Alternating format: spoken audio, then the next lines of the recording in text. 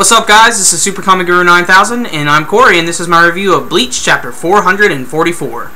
Alright, our chapter begins continuing with the convoluted craziness of Ichigo's training. In the last chapter, we saw that someone was yelling his name as all of a sudden a big black darkness started coming up around him. We get to see the continuation of that in this chapter. At the beginning, it starts with Jackie basically lamenting about how Ichigo has, brought his experience up because he's remembered all of the battles he's had.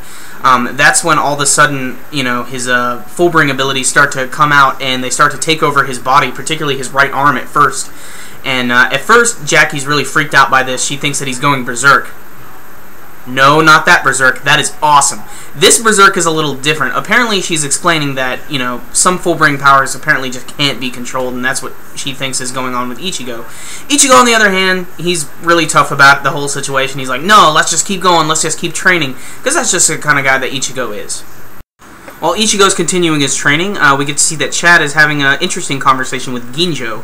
They're talking about the new character, Tsukishima, who is probably the new villain of this series.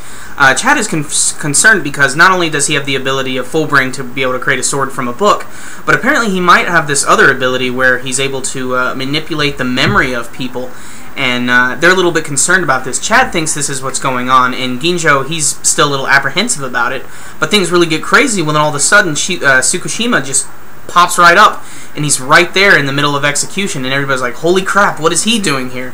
And he's just so calm about everything, and we're not really sure on this guy's motives yet. We don't know much about execution to begin with anyway. But what's interesting is he starts to walk over to the dollhouse where Ichigo is currently training with Jackie, and apparently opens it up, and this is where the chapter ends, but it ends with something pretty cool.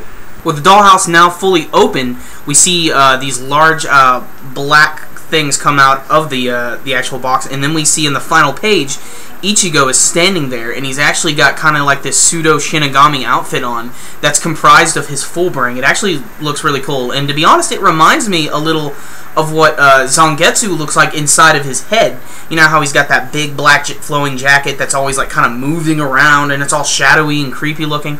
I don't know, that's what it reminded me of, and that's what I was thinking. Maybe his full bring is like the physical manifestation of, or maybe like a new physical manifestation of Zangetsu itself. At least that's what I think anyway.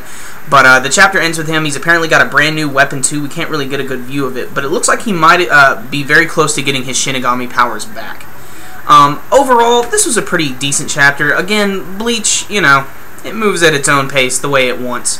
And I liked the artwork this week, and I like that the story's finally starting to move along a little bit more now that Tsukishima has finally jumped in, and hopefully we'll get to see him and Ichigo have a little conversation.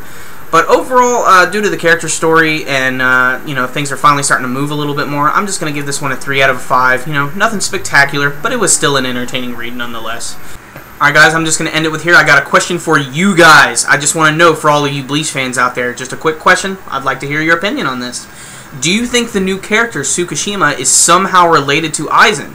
I think this, of course, because one, not only do they look almost identical, but they obviously have some shadowy motives. Are they connected in some way? Is this a means of Aizen being able to come back? Just leave your comments below. Alright, I'll see you guys next time. SuperKamiGuru9000, outa!